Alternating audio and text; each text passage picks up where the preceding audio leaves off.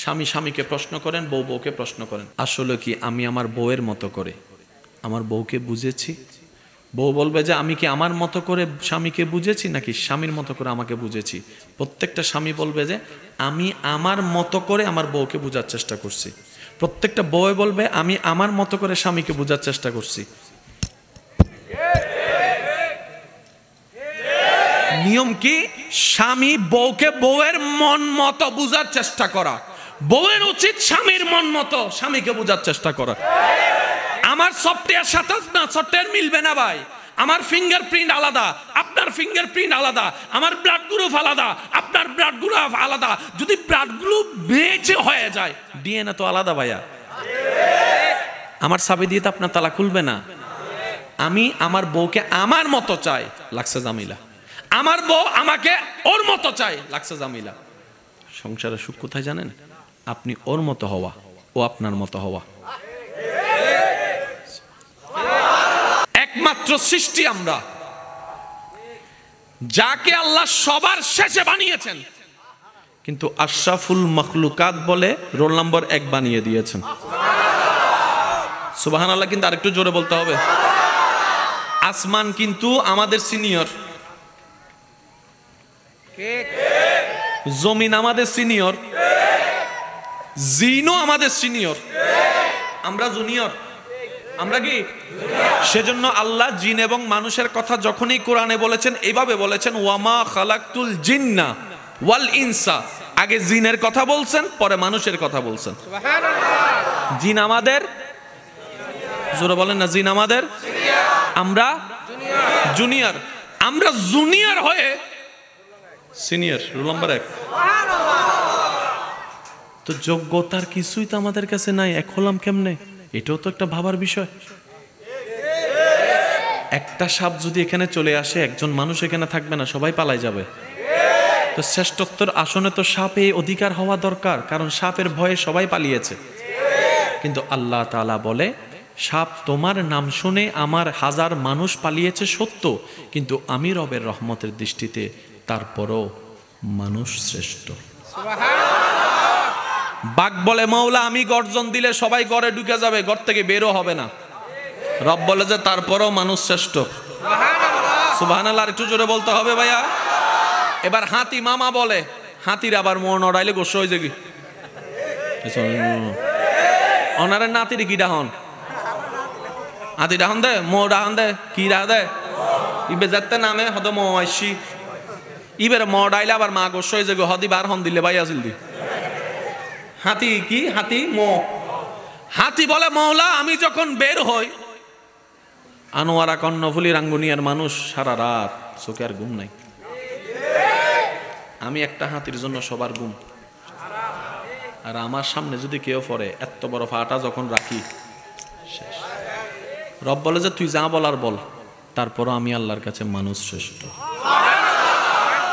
এবার সব সৃষ্টিকে বাদ দিলাম, আমি আপনাদের একটা রায় নিব। আমাদের ভুল আছে না নাই? ফেরেশতার কোনো ভুল নাই। আমাদের গুনাহ আছে না নাই? ফেরেশতার কোনো গুনাহ নাই। আমাদের নামাজে বেজাল আছে না নাই? ফেরেশতার নামাজে বেজাল নাই। জিকিরে বেজাল নাই। ইবাদতে বেজাল নাই। প্রেমে বেজাল নাই। বিশ্বাসে বেজাল নাই। আদবে বেজাল নাই। গোলামিতে বেজাল নাই। কিন্তু আমাদের এরপরও এবার ফেরেশতা জিজ্ঞেস করে, আল্লাহ মানুষ এটা তো সে জাত, তুমি হ্যাঁ বললে সে না করে, তুমি যেটারে না বলো সেটা আরো বেশি করে। তুমি নামাজ পড়তে বলছো, একটাও মসজিদে যায় না। তুমি সুদ খাইতে মানা করছো, তুমি বলো হ্যাঁ তারা করে, তুমি বলো না তারা করে। অথচ আল্লাহ আমাদেরকে একটু দেখো না, তুমি সেই কত হাজার বছর আগে ইসরাফিলকে বলছো সিংহা নিয়ে দাঁড়ায় থাকতে, হুকুমের অপেক্ষা করে, সে এখনো দাঁড়ায় আছে মওলা, এখনো দাঁড়ায়। সুবহানাল্লাহ বলেন, আরেকটু জোরে বলেন না সুবহানাল্লাহ। সে এখনো দাঁড়ায় আছে। ঈসা নবী যাওয়ার আগে কিয়ামত হবে না, সবারই জানা। ইমাম মাহাদি আসার আগে কিয়ামত হবে না, সবারই জানা। এখনো আসে নাই পৃথিবীতে, তারপরে দেখো ইসরাফিল দাঁড়ায় আছে। অনেকবার বসতে বলা হয়েছে, আমরা বলি ও ইসরাফিল ভাই বসো না। ইসরাফিল উত্তর দেয়, রব তো আমাকে বসার হুকুম দেয় নাই, বসার হুকুম দেয় নাই। আল্লাহ আদেশ মানার ক্ষেত্রে মানুষের তুলনায় আমরা ফেরেশতা জাতি 1000 গুণ এগিয়ে আছি। সুবহানাল্লাহ। আমাদের গুনাহ নাই, কিন্তু মানবের গুনাহ আছে। আমরা তোমাকে কষ্ট দিই না, মানুষ প্রতি মুহূর্তে তোমাকে কষ্ট দেয়। এমনকি যেই মা জন্ম দিয়েছে, পেটে লালন করেছে, সেই মায়ের সন্তান হয়ে মায়ের সাথে চোখ রাঙ্গায় কথা বলার মতো বেয়াদবি এই মানব জাতিরাই করে, এই মানব জাতিরাই করে, মানব জাতিরাই করে। তো স্কুলের মধ্যে এমনি থাকলে হবে, একটা বই লাগবে না? ওই বইয়ের নাম কোরআনুল করিম। তাহলে ইসলামের স্কুলও পাইলাম, বইও পাইলাম, ছাত্রও আছি, দিয়েছেন আল্লাহ। কাজ জোরে বলেন না, বাকি কাজ। এবার নিজেকে প্রশ্ন করে দেখেন, কয়দিন স্কুলের নাম রাখার পরে কয়দিন স্কুলে ক্লাস করছেন? উত্তর আপনারটা আপনি পেয়ে যান, আমাকে বলার দরকার নাই। যত মুরব্বীগণ আছেন, বাবা দাদা নানার বয়সী যারা আছেন, এবং ওলামায়ে কেরাম তালেবুল এলম যারা আছেন, ওনাদের দোয়া খেয়ে আমি অদম মাথার উপর ছাদ বানিয়ে আমার যুবক ভাইদের আওয়াজকে শক্তি বানিয়ে আমি সামনে এগোনোর চেষ্টা করছি। ওমা তৌফিকি ইল্লা বিল্লাহ। আজকের আলোচনায় একটু 50-50 আসতে হবে। আমি করব 50, আমার ইমানি ভাই যারা আছেন আপনারা করবেন 50। রাজি? এত আসতে রাজি? কিছু জিনিসে আগে আমরা একমত হই, তারপরে বাকিটুকুতে যাচ্ছে। এই পৃথিবীতে আপনি, ভাইয়া সাউন্ড বক্স কই? মাইক ঠিক আছে, ওই সাউন্ড বক্সের আউটপুটটা একটু বাড়াই দেন, হালকা ইকো দিয়ে, ডিলে ইফেক্ট লাগবে না, জাস্ট একটু ভরাট করে দেন। এই পৃথিবীতে আপনি আমি মানি না মানি, কিছু বিষয় সত্য সত্য সত্য মহাসত্য।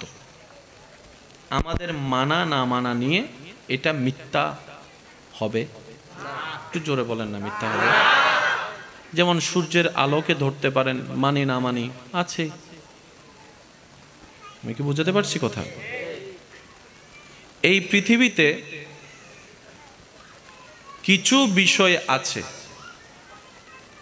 যেগুলা না মানলো সত্য, ঠিক আছে? আচ্ছা,